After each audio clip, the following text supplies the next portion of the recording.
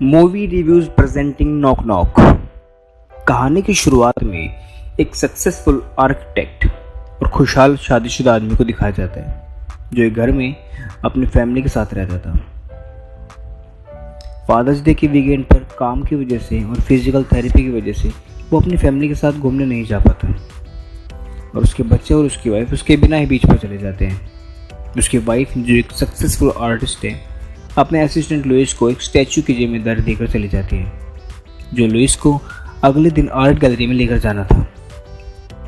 रात को जब इवान कंप्यूटर पर काम कर रहा होता है तो दरवाजे पर दस्तक होती है और वो वहाँ पर दो लड़कियों को पाता है जो कि बारिश में भीगी हुई थी और वो कहती हैं कि हम एक पार्टी का रास्ता ढूंढ रहे हैं लेकिन टैक्सी ड्राइवर ने हमें यहाँ उतार दिया है।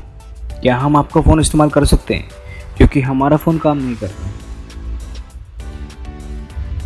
तो इवान उन लड़कियों को अपने घर के अंदर आने देता है। वो भीगी हुई है तो इसलिए उनको टावल्स देता है और उनके कपड़े ड्रायर में सुखाने के लिए ले जाता है। जब इवान वापस आता है तो लड़कियां उसके साथ बातें करती हैं और धीरे धीरे फ्लर्ट करना स्टार्ट कर देती हैं। इवान को यह सब अच्छा नहीं लगता इसलिए वो उबर को ऑर्डर कर देता है। थोड़ी देर में जब ड्राइवर आता है तो इवान उनके कपड़े लेने के लिए चला जाता है और लड़कियां बाथरूम में चली जाती हैं। इवान जब उन्हें कपड़े देता है तो लड़कियां इवान के साथ ज़बरदस्ती करना स्टार्ट करती हैं। इवान थोड़ी देर खुद को रोकता है लेकिन कुछ देर बाद वो गिव अप कर देता है और तीनों फिजिकल हो जाते हैं। अगले दिन जब इवान उठता है तो वो पाता है कि सारा घर बिखरा हुआ है, सारा घर तोड़ दिया है। इवान को यह देखकर बड़ा गुस्सा आता है। वो लड़कियों को कहता है कि तुम यहाँ से चले जाओ वरना मैं पुलिस को फ़ोन करूँगा। लड़कियाँ कहती है कि हम अंडर एज हैं, अगर पुलिस को फ़ोन करोगे तुम फंस जाओगे, हम तुम्हें रेप के केस में अंदर करवा सकते हैं। लेकिन इवान फिर भी पुलिस को फ़ोन कर देते हैं और लड़कियाँ फ़ोन डिस्कनेक्ट कर देती हैं और कहती है ठीक है हमें घर छोड़ दो। इवान उन्हें घर के लिए राइड देता है और वापस आकर अपना सारा घर साफ करता है। एक पल के लिए इवान को लगता है कि सब ठीक हो गया लेकिन उन लड़कियों को अभी भी खुशी नहीं मिली थी। उसी रात जब इवान कंप्यूटर पर काम कर रहा था तो उसे कुछ गिरने की आवाज़ आती है। तो जाकर देखता है तो वो उसकी फैमिली फ़ोटो होती है और जो कि टूटी हुई है। तभी पीछे से एक लड़की उसके सर पर वार कर देती है और उसे बेड से बांध देती है। दूसरी लड़की जिसका नाम बेल होता है वो इवान के साथ ज़बरदस्ती करना स्टार्ट करती है और ये सब जेनिसी फ़ोन में रिकॉर्ड कर लेती है। इवान किसी तरह से खुद को बचाता है और भागता है लेकिन जेनिसी उस पर चाकू से वार करती है और ठीक उसी जगह पे जहाँ पर इवान की सर्जरी हुई थी।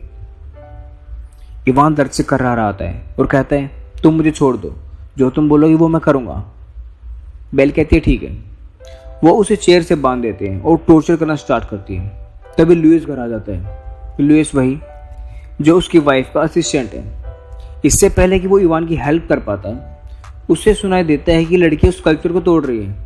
वो उनको रोकने के लिए भागता है और तभी उसे अस्थमा का अटैक आ जाता है। उसे पता चलता है कि इनहेलर उन्हीं लड़कियों के पास है और जब वो उसे छीनने की कोशिश करता है तो फिसल जाता है और सर जमीन पर टकराने की वजह से वहीं मर जाता है।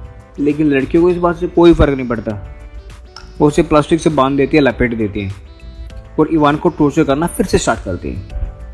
उसके बाल काट दिए हैं, घर तोड़ देती है, कपड़े फाड़ देती है। इवान के साथ हाइड एंड सीक खेलने की बात करती है उसे गन पॉइंट पे लेकर। इवान किसी तरह से वहाँ से भागने की कोशिश करता है लेकिन पकड़ा जाता है। लड़कियाँ उसे तार से बांध देती हैं कस के और उसे ज़मीन में गाड़ देती हैं उसी के बैकयार्ड में। सिर्फ सर बाहर छोड़ती है और बड़ा सा पत्थर उठाकर कहती है कि हम तुम्हारा सर फोड़ देंगे। तुमने अपनी बीवी को धोखा दिया है दो पढ़ाई लड़कियों के लिए, हम तुम्हारा सर फोड़ देंगे। लेकिन जब पत्थर मारने वाली होती हैं वो पत्थर को बगल में मार देती हैं और हंसकर कहते हैं कि ये हम कभी नहीं कर सकते, ये तो सिर्फ एक गेम है जो हम मैरिड आदमियों के साथ खेलने में मज़ा आता है, ये हमारी एक आदत है। लेकिन जो वीडियो बेडरूम में बनाई थी वो उसे फेसबुक प्रोफाइल पर अपलोड कर देती है इवान की और वहाँ से चली जाती है। अगले दिन जब इवान की वाइफ घर आती है तो सारा घर बिखरा हो पाती है। इवान के बच्चे कहते हैं वाओ, लगता है पापा ने पार्टी की है। पोस्ट क्रेडिट सीन में हमें दिखाते हैं कि इवान उन्हीं लड़कियों के पास जाता है और कहता है नॉक नॉक। तो ये कहानी सन 2015 में आई थी और इसका टोटल बजट था $10 मिलियन। जिसने बॉक्स ऑफिस पर कमाए थे सिर्फ $6.3 मिलियन की। मेरे हिसाब से देखा जाए तो ये कहानी और अच्छी बन सकती थी, लेकिन पता नहीं डायरेक्टर ने क्या समझ में आया, उसने इतनी अच्छी नहीं बनी। खैर, अगर आपको कहानी अच्छी लगी तो लाइक करना, सब्सक्राइब करना। Thank you.